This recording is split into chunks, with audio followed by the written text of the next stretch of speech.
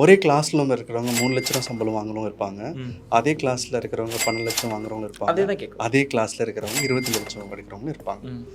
இதுக்கு மிகப்பெரிய support measure என்னன்னு பார்த்தீங்கன்னா, இப்போ நீங்கள் சொல்லலாம் ஒரு டெக்னாலஜியை தெரிஞ்சுக்கிறதுன்னு ஒன்று இருக்குது, புரிஞ்சுக்கிறதுன்னு ஒன்று இருக்குது, அதில் அனுபவ ரீதியாக வெளிக்காட்டுறதுன்னு இருக்குது. இந்த அனுபவ ரீதி தான் அதிகமான சம்பளத்தில் போய் உட்கார்றாங்க. டெக்னாலஜியை புரிஞ்சவங்களுக்கு அது ஒரு அடுத்த கட்டமாக இருக்கிற பேக்கேஜ் கொடுக்குது. இன்றைக்கி வந்து இன்றைக்கி இருக்கிற மிகப்பெரிய ரெவல்யூஷன் என்னென்னா, நீங்கள் நானும் ஸ்டூடெண்ட்ஸு டீச்சர்ஸ் எல்லாருமே ஒரே டெக்னாலஜி ஒரே நேரத்தில் படிச்சுக்கிறோம், தெரிஞ்சுக்கிறோம், அதை யூஸ் பண்ணி பார்க்குறோம். யாருக்கு தெரியும், என்னுடைய 4 வயசு 4வது படிக்கிற என்னோடய பொண்ணு வந்துட்டு நாளைக்கு ஒரு டெக்னாலஜி எனக்கு சொல்லித்தரலாம். கண்டிப்பாக ஆச்சரியப்படுறதுக்கு ஒன்றுமே இல்லை.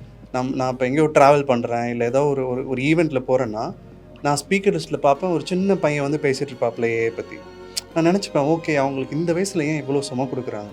ஆனால் அது வந்து சுமையாக இருக்காது, அந்த ஆர்வம் தான். அதை கற்றுக்கிட்டவங்களுக்கு பெரிய பெரிய கம்பெனிலேருந்து ஆஃபர் அனுப்புவாங்க.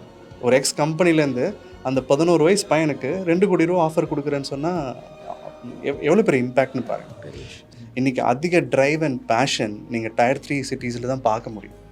ஏன்னா அங்கே வந்து எப்படியாவது போராடிடலாம், ஏதாவது எனக்கு கம்யூனிகேஷன் வரலையா, எனக்கு தெரிஞ்ச அரைகுறை இங்கிலீஷை தெளிவாக பேசி அவமானப்பட்டாலும் பரவாயில்ல, நான் ஏதாவது பேசணுங்கிற தைரியத்தை வளர்த்துக்கிறவங்க தான் இன்றைக்கி வேலை இருக்கே தவிர, எனக்கு தெரிஞ்ச இங்கிலீஷை மற்றவங்க காதுக்கு பேசுகிற மாதிரி இருக்கணுங்கிற மாணவர்கள் இங்கே மரியாதை கிடையாது.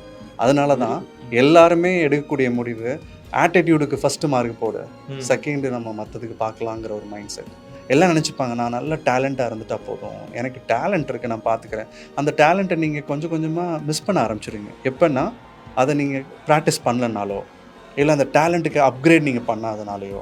எதனால் ஒவ்வொருத்தவங்களுக்கும் சம்பளம் வேறுபடுதுன்னா, ஒவ்வொருத்தவங்களும் ஒவ்வொரு மெஷரில் வந்து ஹையர் பண்ண போடுறாங்க. ஒருத்தவங்களுக்கு 5 லட்சம் கிடைக்கும், 10 லட்சம் கிடைக்கும், 20 லட்சம் கூட கிடைக்கும். அதுக்கான skill plus determination plus what ever they pursue, இது 3மே முக்கியம். ஸோ அந்த சம்பளம் வித்தியாசப்படலாம். ஏன் நான் இதை கேட்க வரேன்னா, இப்போ நீங்கள் சொல்கிற இந்த ஸ்கில்லெல்லாம் எனக்கு இருக்குது, எனக்கு மாதம் ஃபஸ்ட் எடுத்தோன்னே 25,000 ரூபா தான் சம்பளம் அப்படின்னா, அது எங்கேயோ மறுபடியும் நம்ம என்ன தான் வந்துட்டு மனம் முக்கியம், எண்ணம் முக்கியம், செயல் இதெல்லாம் சொன்னால் கூட ஃபினான்ஸும் எங்கேயோ முக்கியம் இல்லை. இப்போ நான் ஒரு வருஷத்துக்கு நான் செலக்ட் ஆகும்போது எனக்கு வந்துட்டு 25,000 ரூபான்னு அக்சென்ச்சரில் சம்பளம், ஒரு 3.45 என்னமோ எனக்கு பெர் இயருக்கான பேக்கேஜ். அப்படி பார்க்கும்போது எனக்கு வந்துட்டு ஒரு 10 LPA வேணும், ஒரு 12 LPA வேணும், இப்படின்லாம் கூட மாணவர்கள் நினைக்கிறது தவறும் இல்லைல்ல.